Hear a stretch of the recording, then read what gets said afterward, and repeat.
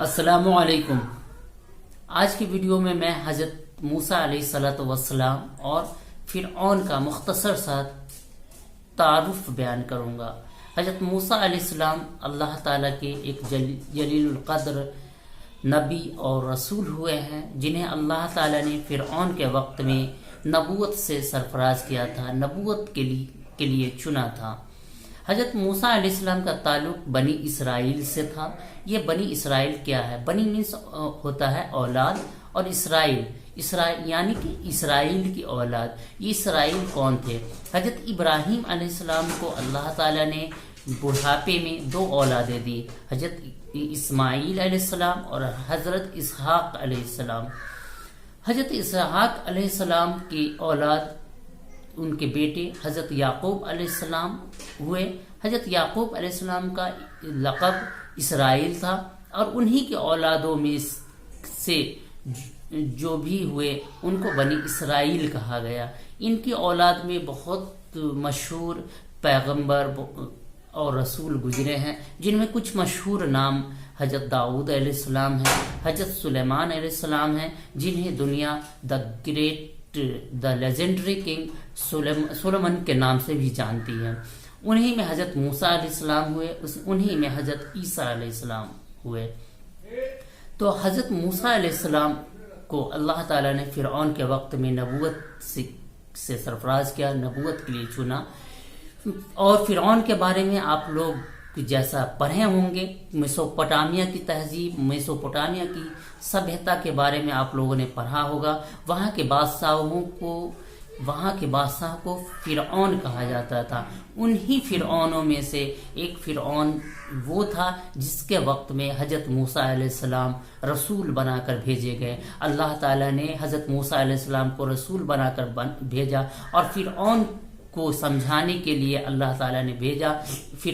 موسیٰ علیہ السلام کو اللہ تعالیٰ نے فرعون کے پاس بھیجا کہ اسے اللہ سے ڈرائے، کیونکہ وہ سرکشی میں بہت ہی آگے بڑھ چکا ہے۔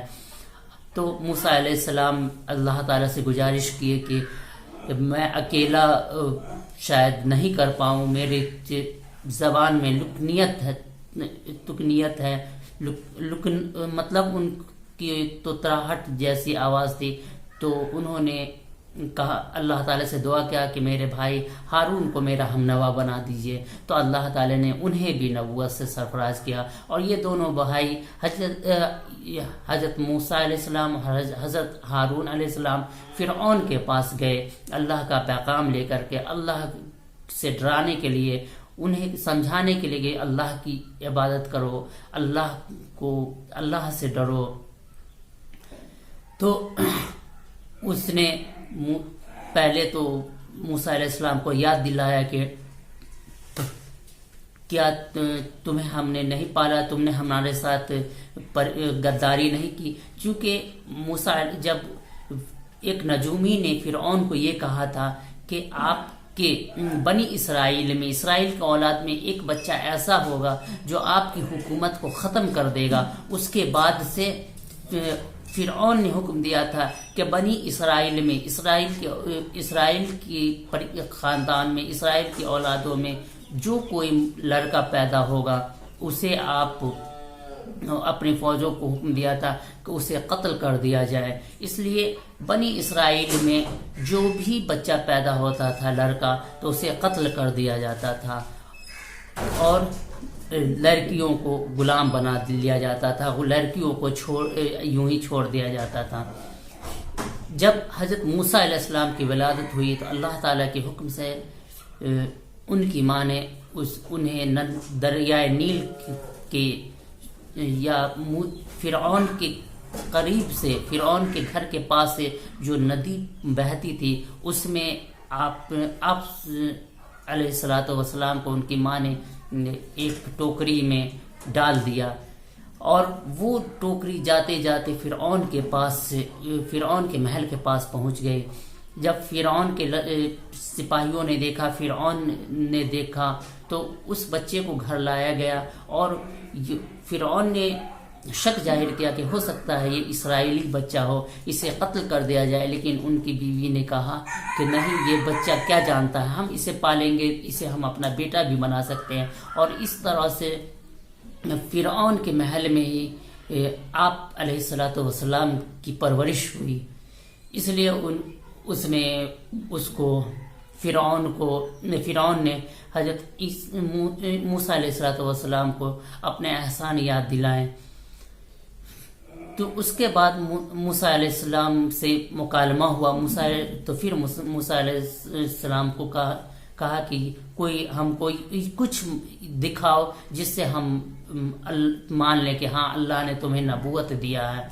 پھر آپ علیہ الصلوۃ والسلام نے معجزہ دکھایا، تو اس نے کہا کہ یہ تو بہت بڑا جادوگر ہے۔ پھر شہر بھر کے جادو پھر موسیٰ علیہ السلام کے سامنے تجویز رکھی کہ ایک دن ہم مقابلہ کرا لیتے ہیں پورے جادوگر کے ساتھ، اگر تم اس پر قابو پا لیتے ہو تو پھر ہم تمہارے اللہ پر یقین کر لیں گے، تمہارے اللہ پر ایمان لے آئیں گے۔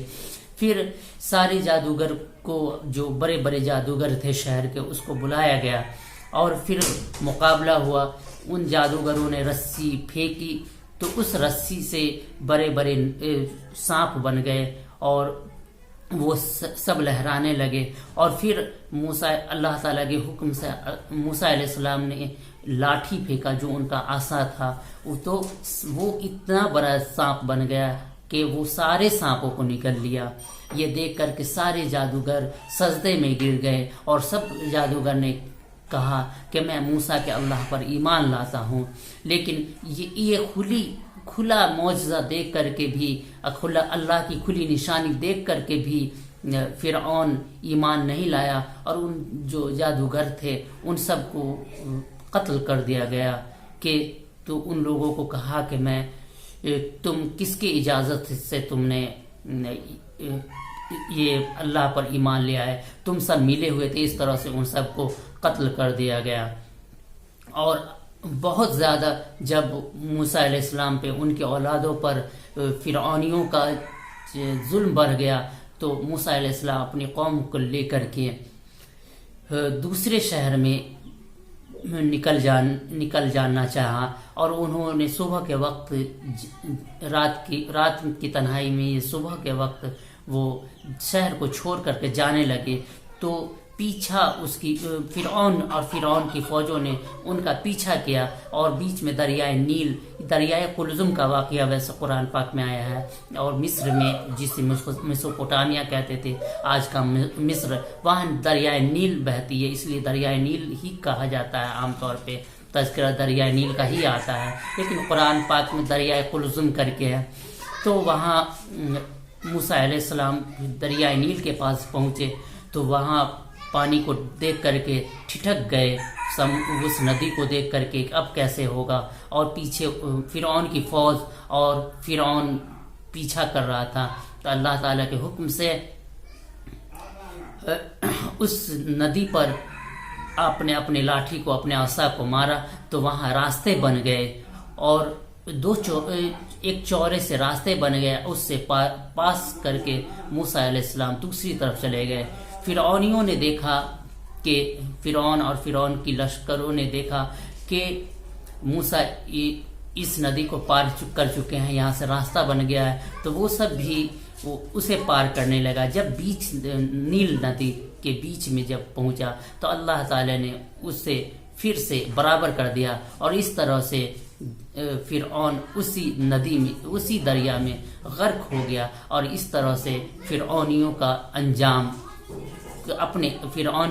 فرعون اپنے انجام کو پہنچا، اور موسیٰ علیہ السلام صحیح سلامت دوسرے شہر میں پہنچ گئے۔ آج کی ویڈیو میں اتنا ہی۔ آپ کو میرا ویڈیو کیسا لگا آپ اپنی رائے سے بتائیں گے، اور اگر کہیں کچھ بتانے میں غلطیاں ہوئی ہوں، اگر آپ کو بہتر معلوم ہو تو آپ اپنی رائے رکھیں گے۔ شکریہ۔